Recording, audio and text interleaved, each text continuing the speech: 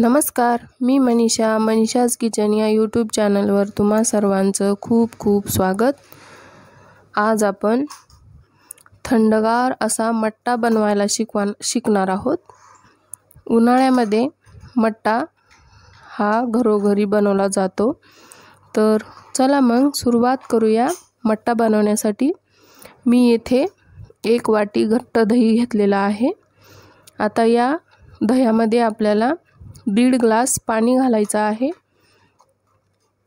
बघा इथं मी 1.5 ग्लास पाणी घेतलेला आहे। मट्टा हा पातळच असतो, जाडसर नसतो।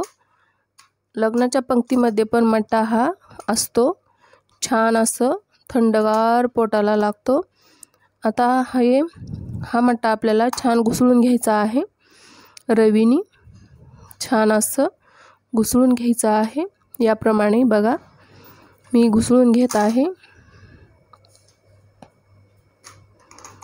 आता छान यामध्ये आपल्याला मसाला घालायचा आहे।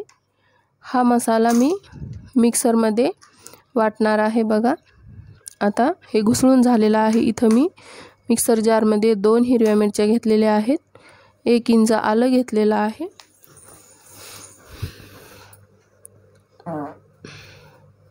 आता यामध्ये 1 चमचा जिरं घालायचं आहे, 1 चमचा काळं मीठ घालायचं आहे आणि आपल्याला थोडीशी कोथिंबीर घालायची आहे, बारीक चिरून घ्यायची आहे।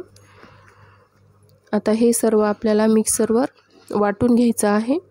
आता वाटून घेतल्यानंतर थोडंसं जाडसर असतं आणि हे मट्ट्यामध्ये दाताखाली येतं पिताना, म्हणून यामध्ये थोडीशी ताक घालायची आहे आणि परत फिरवून घ्यायचं आहे। मिक्सरवर थोडंसंच घालायचं, म्हणजे हा मसाला जो आहे तो असा एकजीव होतो। बघा इथं मी अर्धा कपच घेतलेला आहे ताक। आता हे आपल्याला मिक्सरवर फिरवून घ्यायचं आहे आणि या ताकामध्ये घालायचं आहे।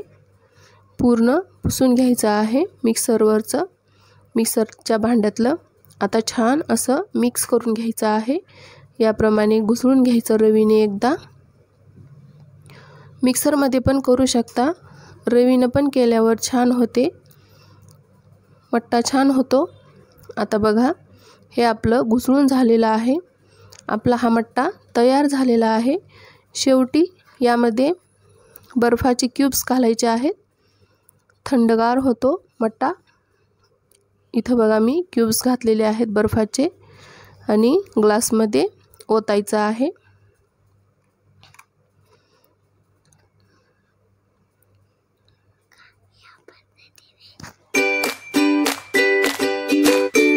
तर चला मग तयार झाला आपला थंडगार मट्टा, पोटाला थंडावा देणारा। तर माझ्या चॅनलवर नवीन असाल तर सबस्क्राईब करा, कमेंट करा, शेअर करा। नक्की सबस्क्राईब करा, लाईक करा। धन्यवाद। परत भेटू अशाच नवीन एका रेसिपीमध्ये।